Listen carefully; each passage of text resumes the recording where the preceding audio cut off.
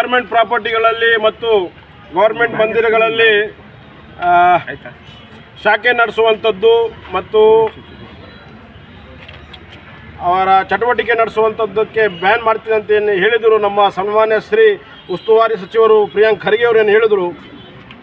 ಆ ಮಾತಿಗೆ ನಾನು ಅವರ ಉತ್ತರವನ್ನು ಕೊಡ್ತಾ ಇದ್ದೀನಿ.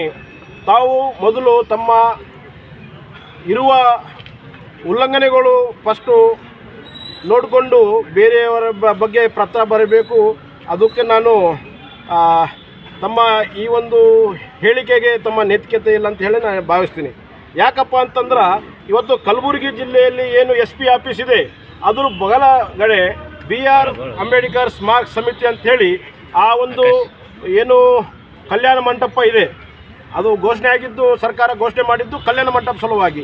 ಯಾರು ಬಡವರ ಮಕ್ಕಳಿದ್ದಾರೆ, ಯಾರು ದೀನ ದಲಿತರಿದ್ದಾರೆ ಅಂಥವರ ಮದುವೆಗೆ ಕಲ್ಯಾಣ ಮಂಟಪಕ್ಕೆ ರೊಕ್ಕ ಕಟ್ಟೋಕ್ಕಾಗಲ್ಲ ಅಂತ ಹೇಳಿ ಆ ಒಂದು ಸ್ಮಾರಕ ಸಮಿತಿ ಮಾಡಿದ್ದು. ಅದನ್ನು ತಾವು ಏನಪ್ಪ ಅಂತಂದರೆ ದುರುಪಯೋಗ ಮಾಡಿ ಇವತ್ತು ತಮ್ಮ ಕರ್ನಾಟಕ ಪೀಪಲ್ಸ್ ಎಜುಕೇಷನ್ ಸೊಸೈಟಿ ಆಫೀಸನ್ನು ಮಾಡಿ ತಾವು ದುರುಪಯೋಗ ಮಾಡ್ತಾ ಇದ್ದೀರಿ.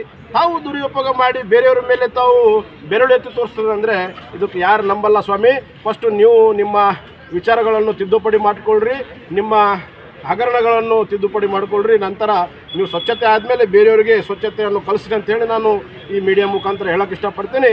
ಅದೇ ಮುಖಾಂತರ ಪಾಲಿ ಮತ್ತು ಸಂಸ್ಕೃತಿ ಇನ್ಸ್ಟಿಟ್ಯೂಟ್ನ ತೆರೆದು ಎಷ್ಟು ವರ್ಷ ಆಯಿತು? 15 ವರ್ಷ ಆಯಿತು. 15 ವರ್ಷದಿಂದ ಈ ಕಡೆ ಒಂದು 10 ಹುಡುಗರಿಗೆ ತಾವು ಸರ್ಟಿಫಿಕೇಟ್ ಕೊಡಲಿಲ್ಲ. ಅಲ್ಲಿಂದ ಇವ ಪಾಲಿ ಓದಿ ಹೋಗ್ಯಾನ, ಇವ ಸಂಸ್ಕೃತಿ ಓದಿ ಹೋಗ್ಯಾನ ಅಂತೇಳಿ ನೂರಾರು ಕೋಟಿ ತಾವು ಅದರಲ್ಲಿ ಬಜೆಟ್ ಎತ್ತಿ 12 ಎಕರೆಯಲ್ಲಿ ದೊಡ್ಡ ಬಂಗ್ಲಾ ಕಟ್ಟಿ ಇವತ್ತು ನಿಮ್ಮ ಟ್ರಸ್ಟಲ್ಲಿ ಖಾಲಿ ಆಸ್ತಿ ಮಾಡ್ಕೊಂಡು ಕೂತಿದ್ರಿ. ಅದು ಎಲ್ಲ ಸರ್ಕಾರ ರೊಕ್ಕ ನಿಮ್ಮ 1 ರೂಪಾಯಿನೂ ಹಾಕಿಲ್ಲ. ಅಂಥವೆಲ್ಲ ತಾವು ಹಗರಣ ಮಾಡಿದ್ದು ತಾವು ಬೇರೆಯವ್ರ ಬಗ್ಗೆ ಈ ಥರ ಬ್ಯಾನ್ ಮಾಡಿ ಅಂತೇಳಿ ತಮಗೆ ನೈತಿಕತೆ ಇಲ್ಲ ಅಂತೇಳಿ ನಾನು ಭಾವಿಸ್ತೀನಿ.